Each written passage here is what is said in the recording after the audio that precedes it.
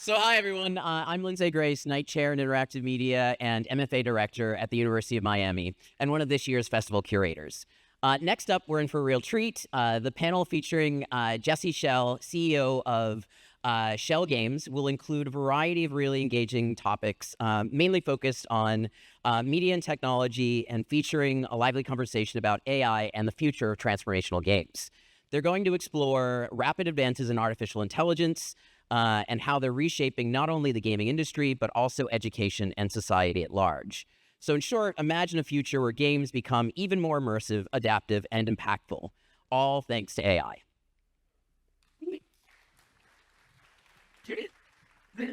Hello, everyone. Thank you so much for coming to this today. The Games for Change folks said, hey, can you come and talk about something smart? And I said, well, the only thing I can think right now is important to talk about is AI, and I don't think I know enough about it myself to do it, so I thought, why don't we get three of the smartest people I know to come out here and talk about it with us. So, if you are ready, let me tell you, our first panelist worked at PBS Kids for 10 years on content, and then said, you know what, I need to go and get a PhD. So then they went and got a PhD from Northwestern in media technology and society. And specifically with a thesis focusing on how do children use voice assistants like Alexa and Siri, and how do they think about that? And now is back at PBS as the head of learning and research at PBS Kids, and is working on AI projects. Our first guest, Silvia Lovato. All right. Thank you, Silvia. Thank you for coming. All right, so who else are we going to have? After this, we have someone who is Associate Professor of Media Design here at Parsons and founded the Pet Lab, is a co-author of the book Games, Design, and Play, is currently doing AI projects involving large language models, and is one of the most creative game designers I know, Colleen Macklin. All right. And then finally, we have somebody who has been in the game industry a long time, has worked at Sony, has worked at THQ, has worked at Ubisoft, has worked at Nintendo, was the editor-in-chief of Game Developer Magazine, and was the senior advisor for digital media for the White House Office of Science and Technology Policy.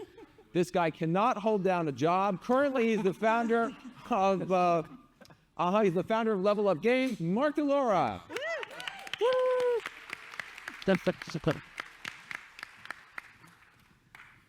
All right, wonderful. Thank you all so much for joining us to talk about this today. Obviously, so much has been happening in the world of AI in even just the last year, even just the last couple months. There is an awful lot to talk about. In order to level the playing field, though, to get everybody on the same page, I want to show a brief video of where things are right now when it comes to AI and education. OpenAI invited myself and my son Imran here to try out some of their new technology. So we're curious about how good it might be at tutoring someone in math on Khan Academy. So let's get it started. It's loading up. All right, make sure it can see our screen. Actually, in this world. Hello there. I'm here with my son, and I'd love you to tutor him on this math problem, but don't give him the answer. You can ask questions and nudge him in the right direction, but I really want to make sure he understands it himself. And he's here in the room, so you can talk to him directly. Of course, I'd be happy to help. Let's look at the problem together. Can you first identify which sides of the triangle are the opposite, adjacent, and hypotenuse relative to angle alpha? All right, so I'm pretty sure this is the angle alpha right here, right? Correct. Correct. Now, looking at the triangle, which side do you think is the hypotenuse? Really, hypotenuse? I'm not totally sure. I think it might be this one, but I really am not sure. This side AC? You're close. Actually, side AC is called the adjacent side to the angle alpha. The hypotenuse is the longest side of a right triangle and is directly opposite the right angle. Can you find which one is the hypotenuse? Oh, okay, I see. So I think the hypotenuse is this really long side from A to B. Would that be correct? Exactly. Well done. Now that you've identified the hypotenuse, can you identify which side is the opposite side to angle alpha? Okay, well, I mean, you told me earlier that this was the adjacent side, and I know that's the hypotenuse, so I'm guessing that this side, BC, is the opposite side. Great deduction. That's absolutely correct. Now that you've identified all the sides relative to angle alpha, do you remember the formula for finding the sine of an angle in a right triangle? Yeah, I know that the sine is equal to the opposite over the hypotenuse. Perfect. That's absolutely right. Now, can you apply that formula to find sine alpha in the triangle using the lengths of the sides that we've identified? Okay, so, I mean, you told me that 7, this side BC, is the opposite side. And then you said that the hypotenuse is the longest side, so that would be this side AB, which is 25. So would the answer be 7 over 25? Excellent work. That's correct. Sine alpha equals 7 over 25. You did a great job identifying the sides and using the sine formula. If you have any more questions, feel free to ask. All right. So that's not science fiction. That's not 5 years in the future. That's where we are right now. That's what computers are able to do right now. So what do you all notice about that? Silvia, what do you notice about, what do you think is striking about that video? So the main thing that strikes me about that video is how human-like the tutor sounds and how good it was at following a pretty ambiguous prompt with like just nudging him in the right direction, right? You're not like, don't give him the answer, just nudge him in the right direction. That's not something that you would see in a piece of code, like something we would tell a computer before. So it's getting really good at ambiguity. Yeah, the ambiguity and the emotion in it, I found startling. I was also surprised at its ability to just be aware of the pen strokes and to see where all of that was. Mark, Colleen, you have any thoughts on what you see there? I mean, I guess I wish I had that when I was taking trigonometry, but yeah, I mean, I think that what's interesting to me and something that people have commented on already, and I guess this is GPT-4o, yes. Yeah, is how human it sounds when it's processing.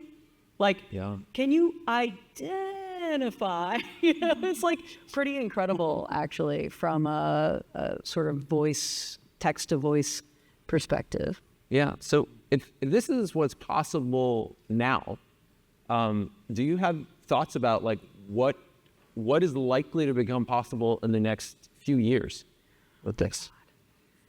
I mean, I would imagine, so the interesting thing is that as an educator thinking through this, that this kind of ambiguous problem set would be, you know, even more possible looking into the future. I mean, I guess the one thing that the AI can't do is tell you why you should care about the hypotenuse of the triangle, right? And like in what context, but I wonder if that might be somewhere we could, you know, kind of head. Or if we, you know, obviously we'll still hopefully need educators, since that's how I make my bread and butter.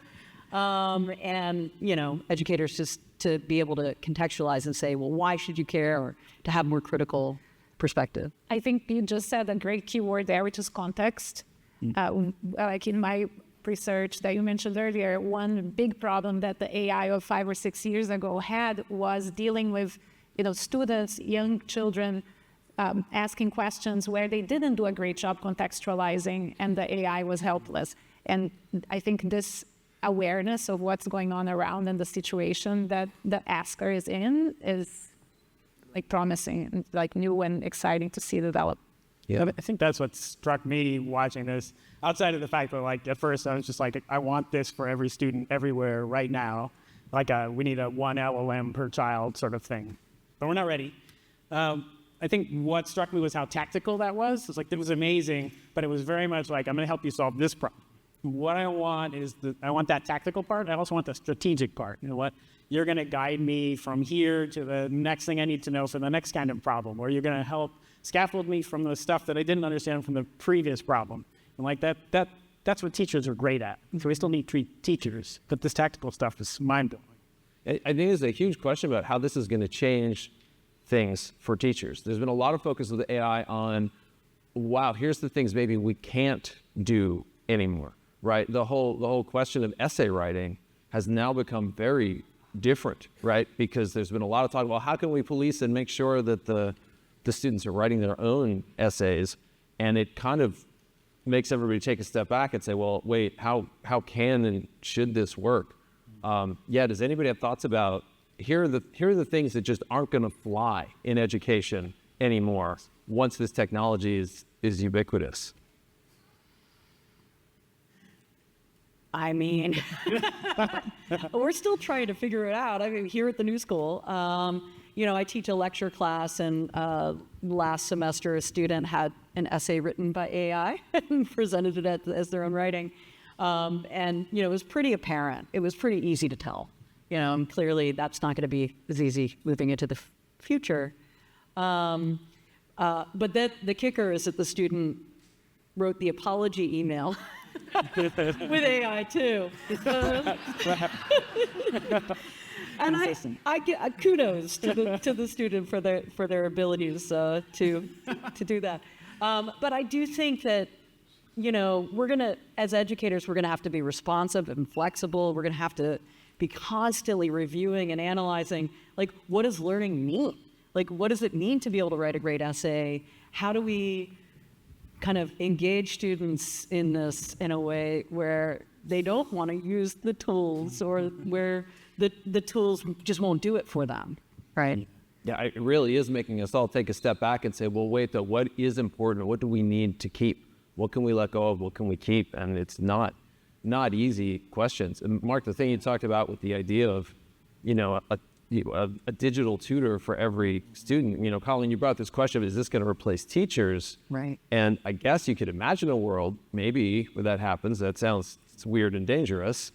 But we all know every teacher, no teacher has enough time ever, right? And the idea of a teacher who's got this army of assistants who can report back about what's up with the students, maybe that's how this works.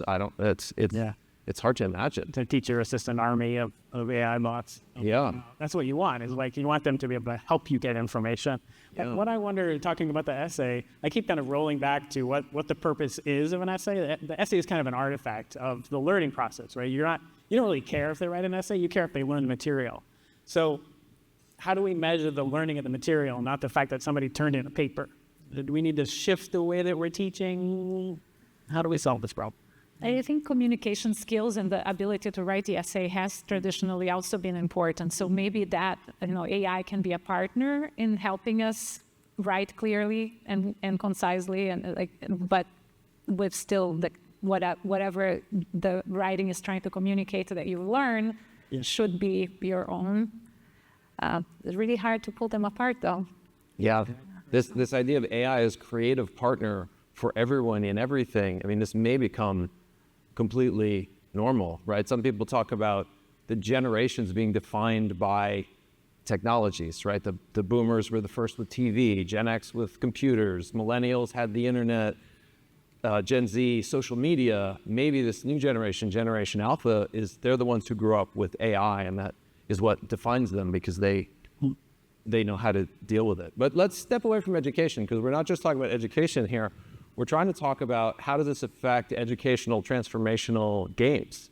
So Mark, do you have thoughts about, in terms of, you've watched the game industry evolve over time, the way games are developed.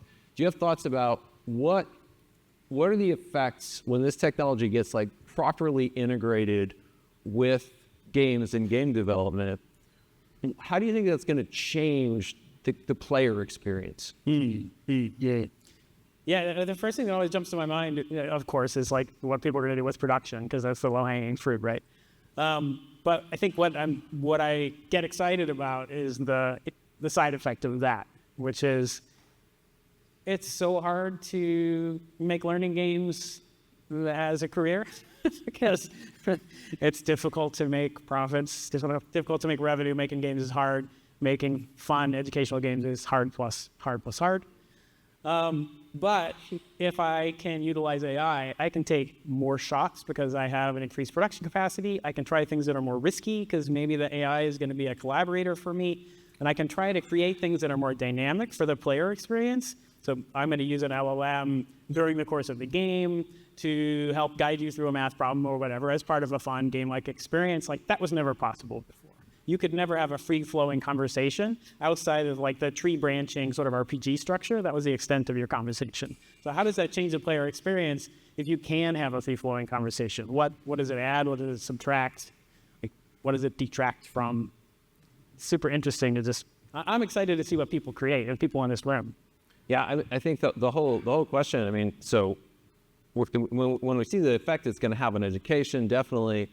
At the same time, we know there are going to be things happening in the entertainment space. Like, I've been trying to rack my brains trying to figure out where will the changes in the entertainment space happen first, where AI gets integrated in and really starts to take hold in terms of what genres. And I don't know. I struggle with it. I don't know if anyone has any thoughts about where they think some of the low-hanging fruit in the entertainment space is going to be. I don't like it, but I think, probably writing, at least in terms of flavor dialogue and NPC dialogue. I mean, obviously, I think it was Epic released a tool set for that, and Ubisoft, thank you. I get them mixed up, I don't know why. But definitely in my work with LLMs, it's very clear that writing is a low-hanging fruit there. At the same time, the writing isn't that compelling, right? So maybe there's an opportunity for, human writers to get weird again, maybe to, kind of do what these systems can't do. So, I don't know, to every technology, right? There's like the dark side and the light side. And yeah, we talked about photography earlier and how when photography showed up, portrait painters were frustrated because like, oh, this is taking our jobs. And it did take some portrait painting jobs. Not all of them, but definitely some people had to kind of do something different. The longer term effect on art was suddenly the artists were like, well, if this isn't about reproducing reality, what can we do that the machine can't do? And we saw this massive blossoming in the nature of art. And so it's an interesting question. Will this cause some kind of interesting blossoming in the nature of writing for games? I guess we'll have to see. And then when it all comes together, like when we have for us in the educational game space, we're going to see these weird advances in the educational side of things, and then these advances in the game side of things, and how that comes together it's almost hard to imagine. I think. Oh, sorry. You go ahead. No, I want you go. I was just thinking about how games are able to assess in learning, because games are great at tracking everything the player is doing. And if the AI has access to that and is aware of where the player is in their progress because of the actions that they have taken in the game prior, that might be a really interesting combination of being able to react to that with some data about that specific player. Yeah, boy, yeah, that makes a lot of sense. Just the ability to kind of use that data and the customization feels like that's going to be such a trend. I mean, we've already seen that as a powerful trend in games in general. People now expect, like, of course I can customize my avatar. Of course I can customize the way the level of difficulty in the game. And of course, you look at that AI stuff, it's going to be, okay, I'm trying to customize the learning so it meets you where you are. So that seems like that's a big part of it. Oh, one thing I should mention, near the end, we'll probably have time for questions. The way I prefer to do it is if you've got a question, email it in. And you've got an email up there on the board, and I'll pick some out and read those that way. So feel free to do that. So as we think about like what's going to change, where's it going to change, how's it going to change, Does anybody have thoughts on what ages of players and students are likely to be most impacted by this? Is it gonna be about adults and adult training? Is it gonna be teenagers? Is it gonna be preschoolers? Like who's likely to who's this gonna impact the most? Silvia, what do you think? I think it will impact everyone differently, but I don't know that there will be one age. I can speak a little bit about the age that I work with, which is young children ages 2 to 8. I think that there is increased need for transparency and for guiding kids when they're interacting with a system like that. I think that's super important to help them understand what that is, that it's not a human, and it may be difficult to do. So we'll have, in my own research, I found that young kids obviously tend to think that the conversational agent is a person, that it's alive, versus older kids already understanding a little bit better that it's not, and like having expectations, affective expectations that the AI will react to them with, the way a human would. And that's not always, AI so far has not been great at affective reactions. So maybe that's something that's developing, and we'll see. Well, it's an interesting question. You talk about the young kids who think of it as real, think of it as this is a real thinking, emotional thing that I'm talking to. If it really does get good enough, that'll be a big, weird change. And it's hard to look at that and say, is that parts of that sound really scary, right? If they are acting like this is a real person and they have, emotional attachment to it, when we know it's not, that sounds potentially problematic. But at the same time, there's power in it.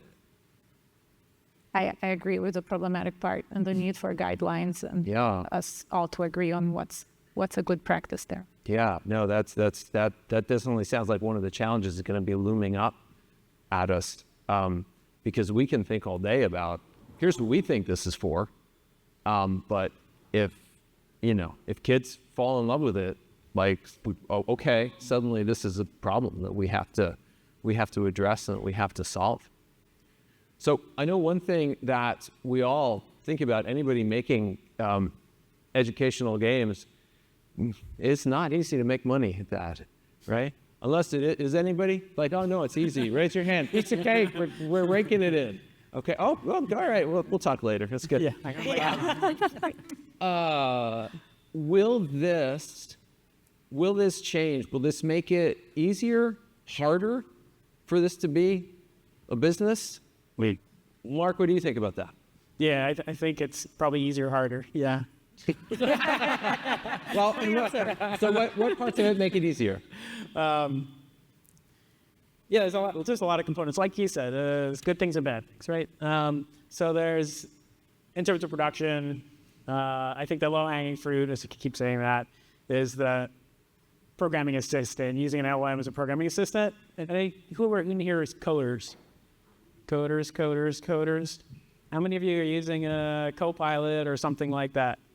Yeah. Right? About half-ish, something like that. Yeah. Why would you not? Almost is how I feel about it now. It feels like a fancy version of like the IntelliSense that tells you, or you're going to use this variable. Oh, here's this thing from the manual. The LLM jumps in and says, oh, it looks like you're adding 2 to X. Maybe you're going to add 2 to Y and 2 to Z next. I'll just fill that in for you. Thank you. So from the production perspective, there are a bunch of interesting components that make it easier. Right. So you say now a smaller team can do more. Yeah. Okay. Yeah. I'm going like this to the ethical considerations. So don't ignore ethical considerations. Yeah. Make sure you're comfortable with how your LLM was trained. Try to use one that was ethically trained, et cetera, et cetera. Yeah. But yeah, it's in an environment in which we're all trying to figure out how to make educational games. I hope you're all trying to figure out how to make educational games and make enough that you're able to be sustainable.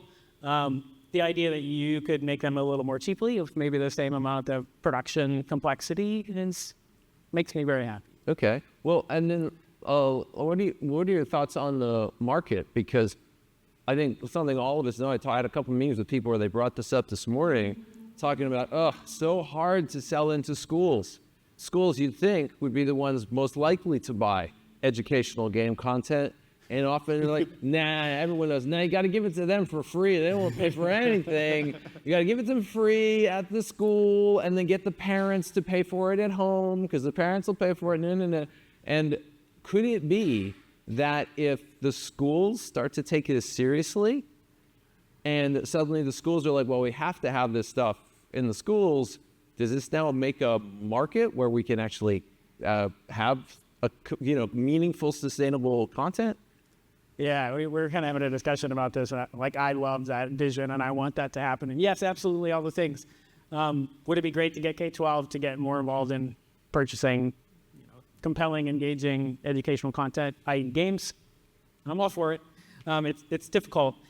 I think in the context of AI, one of the things we talked about, which was an interesting conversation, was whether it would be interesting to train an LLM on material that you knew was approved to be used in a school, so that there's somebody who creates a school-specific LLM, and that then districts and superintendents and things feel comfortable letting their students use that. Like who would that be? Who would do it? Would it be like a Wikimedia or a foundation? I don't know. But it's so weird. I imagine a whole business where we're customizing it for your school, and its form will be the mascot in your school. I like that. And if it's in Louisiana, it could teach you the 10 Commandments. Oh, okay. Uh-huh. Wow. I hope it gets them wrong. There's the 11 Commandments. Wow. Yeah, it starts hallucinating commandments. Yeah. That's just what we need. All right, well, okay, so a lot of good questions here. So let's see what folks are asking from the audience here. Let's see if we got anything good here. Take a quick look. Let's see. All right. Yep. Yeah, you're good. While you're doing that, just you go ahead. I gotta say, we're talking about AI making a programmer's job easier, or maybe enabling us to skin things multiple ways, or just make the production process easier. I would love to see that every kid could make a game about the thing they're learning about. To me, understanding on a systemic and game-based level, how something works, right? And being able to do that, I think could be really great. Well, so I want to see us go out of business here in the game and education space, and hopefully have games be easier to make and accessible to kids. Well, so this is a great and related question. Someone talking about, hey, look, I work in the board game space, and right now, when you ask ChatGPT to generate a rule set for a board game, it tends to be pretty bad. And do you think that AI will get to the point that it can competently design a game, or is there something about game rules, et cetera, that's going to be hard to do, and it's necessary for humans to be in the loop? How do people feel about that? I think it can learn eventually. Yeah. I was talking about, there was something I read recently about someone writing using ChatGPT and then saying, using it as a helper and asking, I need a citation for this, like an APA style, article that would back up the claim. And the AI went and put the citation and put it in the reference list, but the article doesn't exist. It's just, it made it up. But it knows what a citation is. It just doesn't know that it has to exist in the right. peer-reviewed literature. I've had students do that too, so I know that. I've seen that happen. I think it's halfway through understanding what that means. It's learned what it looks like, and eventually, I think it could learn. So I think in terms of making, rules for a game, it could go the same way. Yeah, it's easy to imagine that. Okay, because coming up with the rules is one thing, but then what do we all do? We play test. Theoretically, the AI could play test games way faster than we could. So it could come up with rules and then go through 1,000 evolutions. It's possible, but I don't know. I don't have a reward function for fun. Yeah. I don't know if this is fun or not, but if you can figure out some feature of games that tends to lead to fun, maybe you can quantify that. Oh, man. Yes, right. So there's the quantification of fun, right? That's fun. The next one. Yikes. third-party AI. That is a huge part of this question. I think that we'll all be looking at. A number of questions have come in, people asking about what are the most likely ethical issues that we're going to face in this particular space of AI education and games. What are the ones that we really are going to have to address head on in order for this to be viable? I think a lot of people are aware of ethical issues, the data by which these systems are trained, being, sort of hoovered up from the internet, replicating all those things that the internet does.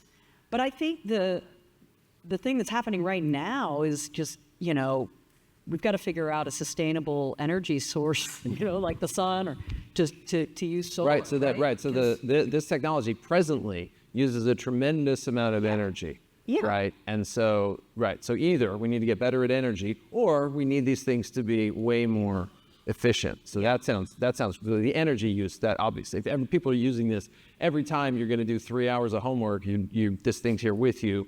Oh my God, the energy usage is. You won't be able to survive on this planet. You'll be able to solve your trig problem, but it's too lot.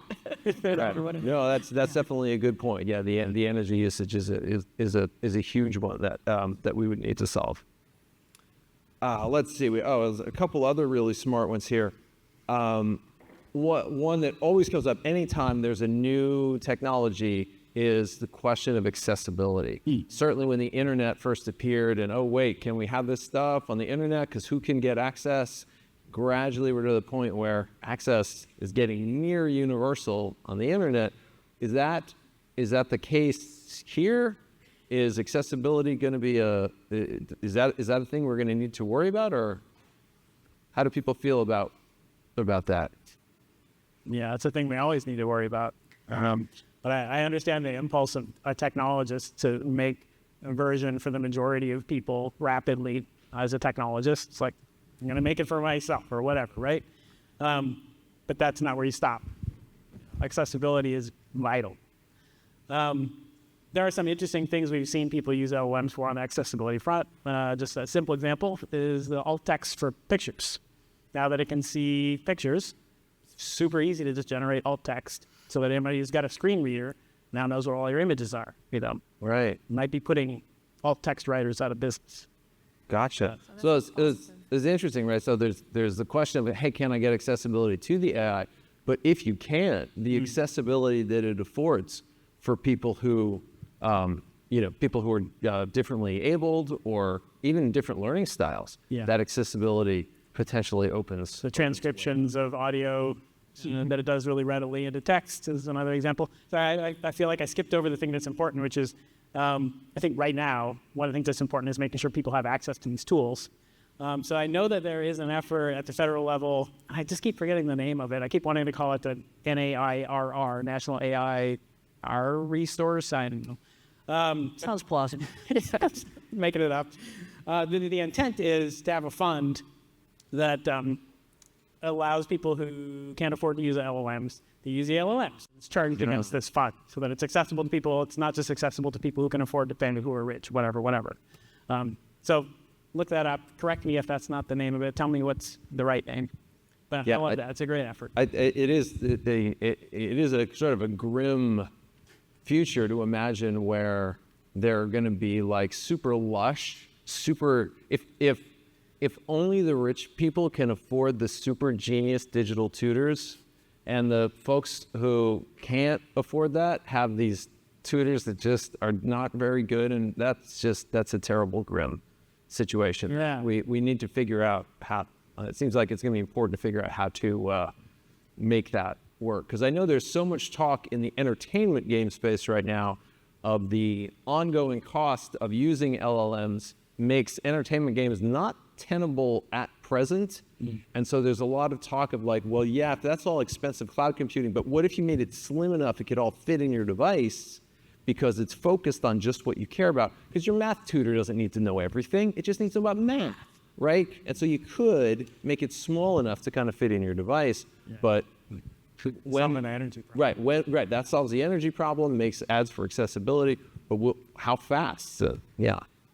I think there's also that interesting idea of neurodiversity and like AI interacting with people who are differently able in that capacity. And I'm very curious to see how that evolves and how I think there's potential for AI to help in that sense, but it could also be that there's a lot of AI interactions that are targeted at a general audience and don't take those diverse populations into account. So something else. That's a good point, because there's a diversity of kinds of diversity, and we got to find ways to deal with them all. I don't know. I don't like the way this conversation is going in a certain way, because as a educator of designers, I really want my students to learn to empathize with different perspectives and experiences. And so it's like if the AI does it, will we not have to? I don't know. That worries me a little bit. I mean, I do think it's important to continue to ask, what are we gaining? And then also, what might we be losing process? Yeah, boy, if the social media is creating bubbles now, imagine if everyone has this private bubble that is just all about, no, here's what you are. I mean, on some levels, that part of that's exciting, right? Like, hey kid, I see you're really into unicorns. Welcome to unicorn math. We're doing it, right? But somebody else is getting baseball math, and somebody else is getting gymnastics math, whatever, right? And that's exciting. But on the other hand, like, We're having this conversation about kind of majoritarian outputs of LLMs. So I think about unicorn math, and I'm like, if the LLM has trawled the internet and what it's found, every time it's found math, it's found unicorns, then everybody who queries the LLM is always going to get unicorn math. But if you don't care about unicorns, this thing's not serving you. And this, like, okay, unicorn math is a simple, easy example. But if the internet is trained on faction of politics you don't agree with, and it's going to give you all those replies back on that faction, like that's a problem. Because the LLMs, they're majoritarian. It's like, this is the thing I saw the most, I'm going to give you that as a reply. So that seems bad. So I think the capacity of the AI to be, to take into account those diverse things comes from our ability to address them, because the AI learns from what we do or we teach, right? It's not just a black box. We tell it, be sensitive to neurodiversity, and it will do it. We need to give it material to train it on. So I think we have to do it first. Feel a little better about that then, maybe. Yeah. Push an empathy button and not have to emphasize. Yeah, and I mean, for all the dangers and concerns here, one of the things that I know you'd mentioned earlier, Silvia, was how we're presently so dependent on testing in our educational systems. Do you have thoughts about how this might start to change that? You mean assessment? Assessment, yeah. I think even independent from AI, games have huge potential to serve as a much more natural context for assessment than taking a test that I think is more taxing on students. And how can AI help that? I think that's still to be seen, but I think it has potential to predict. Like, we have done experiments at PBS Kids where we looked at gameplay data and tried to predict preschoolers' performance on the TEMA 3, which is a math assessment. And it did pretty well. It wasn't perfect, 100%, but it did pretty well. So what kids do in games, I think, can serve as assessments, even regardless of AI. But I think AI can help us see patterns and help kids improve even more. Yeah, just for all, we obviously have a lot of concerns about if what the AI is bringing is not connected to reality, is not authentic, and it's not really coming from a person. Is this authentic education? But then at the same time, this notion of, like, is what we have now authentic? When you're teaching to the test, like, how authentic is that? If we can move to a situation where what's being evaluated, not this one moment in time, but watching the entire trajectory of the student and what they're learning, like, it's a beautiful dream that this could create a much more authentic assessment of what someone's really learned. Yeah, I think it would give teachers and humans way more information to work with and more time to focus on the student holistically. Yeah. No, that's that's what just makes all this so challenging. Okay, so we've gotten a lot of fantastic questions in here, but I know we're coming up on time. I wanted to close out with something that had come up in our conversation a little bit, talking about sort of so many people are concerned about AI, and they should be. There's a lot of things that could go really wrong with it, and at the same time there's sort of enthusiasm about it. But generally, a lot of our conversations are people are like, no, that's going to be too dangerous, especially too dangerous for something as important as the education of children, and that there's the feeling of like, yeah, we should probably just hold that back. Let's see if we can legislate it away. And I was reminded of a quote from Fred Rogers, who talked about why he went into television. And he said, I went into television because I hated it so. And I thought there must be some way of using this fabulous instrument to nurture those who would watch and listen. And so it's an interesting thought. First of all, Fred Rogers hating something, okay, all right, I guess so. He must have felt pretty strongly about it.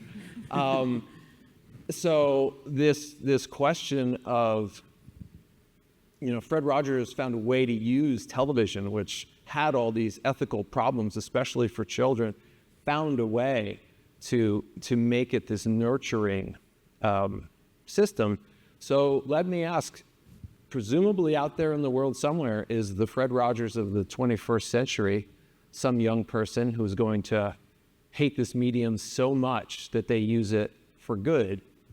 What do you think the 21st century Fred Rogers, what is something you'd expect them to do? Colleen, what do you think? Well, my favorite part of the Fred Rogers show is when he went to the sandbox and just like, I don't even remember why. Like, I probably should have reviewed some Fred Rogers. I knew you were going to ask us about Fred Rogers. I just think of that, the sandbox. And to me, I guess what I would love to see is that these systems are able to meet us where we are and let us go somewhere where we wouldn't normally go. And intellectually, creatively, emotionally, I guess I wonder, just like a sandbox, how flexible these systems can be to let us imagine new ways of being and thinking. That's great. Mark, what do you think? Yeah, when you read that quote, so I flash back, whenever anybody now says Mr. Rogers, I flash back to 1969 hearing in front of Congress where Mr. Rogers was trying to make his case for funding for his show. And if you haven't seen it, you should see it. Watch the YouTube video. Don't read the transcript because it'll ruin it for you. And so he says he hates TV, and he gets in front of Congress and he makes the best case I've ever seen for public funding for kids for educational content on television.